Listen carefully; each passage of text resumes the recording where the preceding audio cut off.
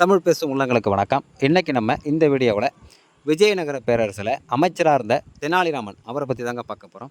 ஒரு தடவை நம்ம விஜயநகரத்தில் கடுமையான பஞ்சம், பருவமழை பெய்யாதனால அங்கங்கே வறட்சி, இதையெல்லாம் தெரிஞ்சுக்கிட்டு ஊருக்குள்ளே திருடங்க வந்து புந்து ரொம்ப அராஜகம் பண்ணிகிட்டு இருந்திருக்காங்க.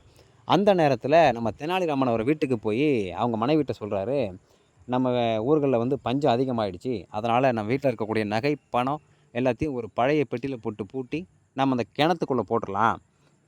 ஊருக்குள்ளே எப்பவும் போல் மழை வந்து செழுமையானதுக்கப்புறமா நம்ம அந்த நகைகள்லாம் எடுத்துக்கலாம் அப்படின்னு சொல்லியிருக்கிறாருங்க. இந்த மாதிரி நம்ம தெனாலிராமன் இங்கே பேசிக்கிட்டு இருக்கும்பொழுது தோட்டத்தில் நின்று அந்த திருடங்கள்லாம் இவர் என்ன பேசுகிறாரு அப்படிங்கிறத கேட்டுட்டு இருந்திருக்காங்க.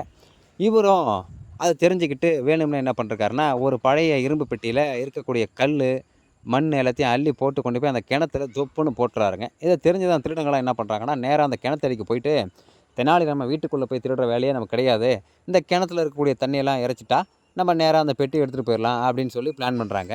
இந்த திருடங்க இப்படி தான் பிளான் பண்ணுவாங்க அப்படின்னு தெரிஞ்ச நம்ம தெனாலிராமன் என்ன பண்ணுறாருன்னா, தன்னோட வயல்வெளிக்கு போய் தண்ணி இறைச்சி அந்த கிணத்துலேருந்து ஊற்றும் போது எங்கெங்கெல்லாம் தண்ணி பாயினமோ அந்த இடத்துக்கெல்லாம் என்ன பண்ணுறாருன்னா, மடையை திருப்பி விட்டு ஃப்ரீ பண்ணி வச்சிடறாருங்க. திருட வந்த கும்பல் என்ன பண்ணுறாங்கன்னு பார்த்தீங்கன்னா, எப்படியாவது நம்ம விடியறதுக்குள்ளே தெனாலிராமன் அந்த கிணத்துக்குள்ளே போட்ட அந்த பெட்டியை எடுத்துக்கிட்டு இந்த இடத்த விட்டு போயிடணும் அப்படின்னு சொல்லி பிளான் பண்ணுறாங்க. அதனால் ரொம்ப கடுமையாக உழைச்சி விடிய விடிய அந்த கிணத்துல இருக்கக்கூடிய தண்ணியெல்லாம் இறைச்சி ஊற்றுறாங்க.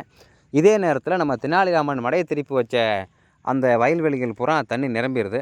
ஆனால் நம்ம திருட்டு கும்பலுக்கு அந்த பெட்டி கிடைக்கவே இல்லை. அதனால் என்ன பிளான் பண்ணுறாங்கன்னா, சரி நம்ம இன்றைக்கி போயிடுவோம், ஏன்னா விடிய போகுது, நாளைக்கு நைட்டு திருப்பி வந்து இதே போல் தண்ணி இறைச்சி ஊற்றினோம்னா நம்ம எப்படியாவது பெட்டி எடுத்துடலாம் அப்படின்னு சொல்லி யோசிக்கிறாங்க.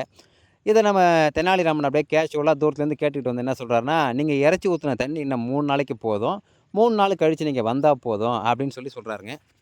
இதை கேட்டதுமே திருட வந்த கும்பலுக்கு ரொம்ப அசிங்கமாக போயிடுது. இப்படி திருட வந்த நம்மளை வச்சே இவன் தன்னோட வயலுக்கு தண்ணி கட்டிக்கிட்டானே அப்படின்னு சொல்லி ரொம்ப மன வருத்தப்பட்டு அங்கேருந்து போயிடுறாங்க. இந்த கதை மூலயமா நம்ம என்ன சொல்ல வரோன்னு பார்த்தீங்கன்னா, ஹார்ட் ஒர்க் இருந்தால் தான் ஜெயிக்கலாமா அப்படின்னு கேட்டால் இல்லைங்க, ஸ்மார்ட் ஒர்க் இருந்தால் கூட ஜெயிச்சிடலாம். இந்த கதையை 90s கிட்ஸ் நம்ம ஏதோ புத்தகத்தில் படித்த மாதிரி ஒரு ஞாபகம், எனக்கு சரியாக ஞாபகம் இல்லை. இன்றைக்கி படிக்கும்போது தான் திருப்பி தெரிஞ்சது. அது எந்த பாடத்துலன்னு தெரிஞ்சால் நீங்கள் கமெண்ட்டில் சொல்லுங்கள். நன்றி, வணக்கம்.